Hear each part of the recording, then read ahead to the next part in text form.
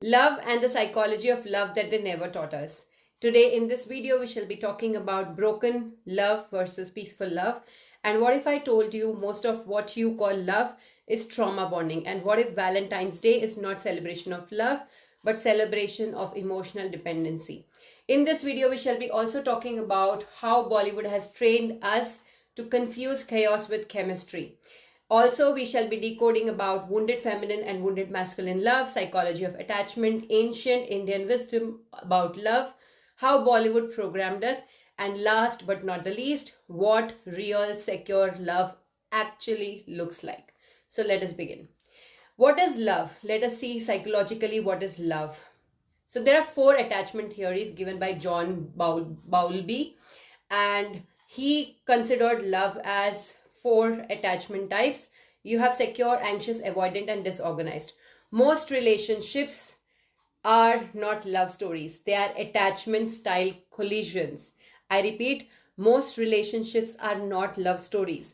They are attachment style collisions. Like you have an anxious woman marrying or loving an avoidant man. This is a classic Bollywood script. Trauma feels like chemistry because our nervous system recognizes familiarity. Our body never chooses healthy love till it is trained to do so. It always chooses a familiar love. So let us see, how does a wounded feminine look in love? A wounded feminine is overgiving, overproving, and overloving. She is attached to an emotionally unavailable man.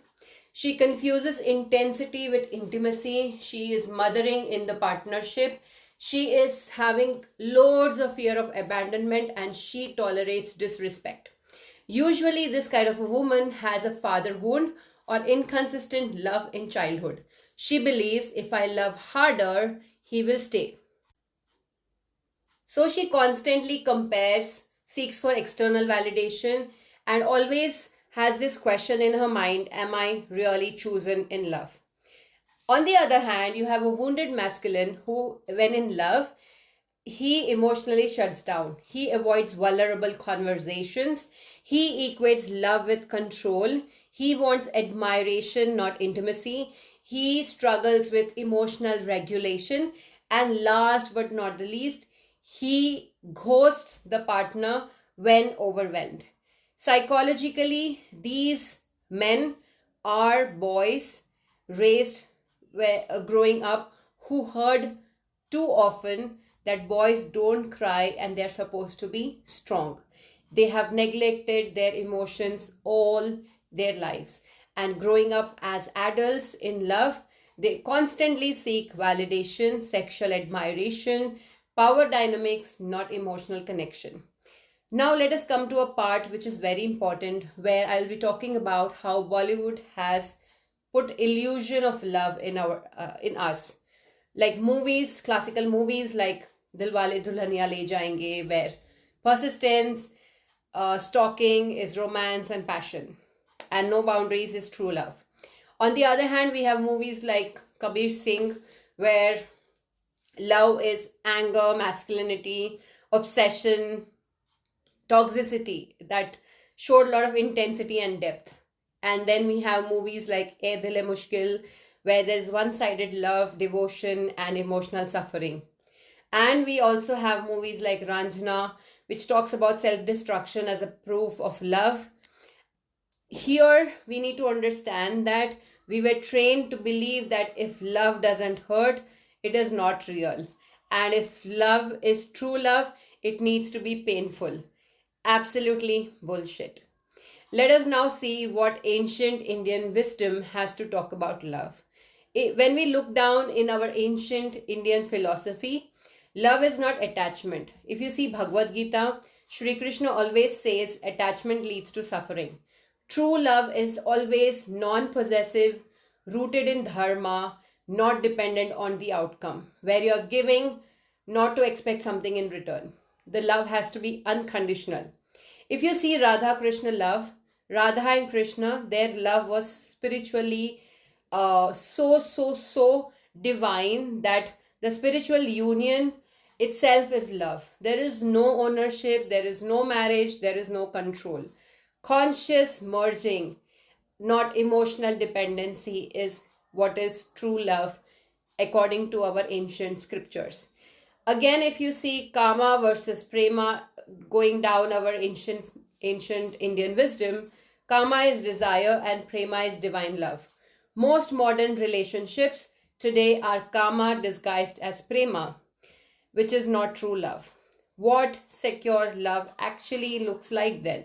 If you ask me, I would say secure love is boring to most of the people existing on this planet who have been trauma bonded.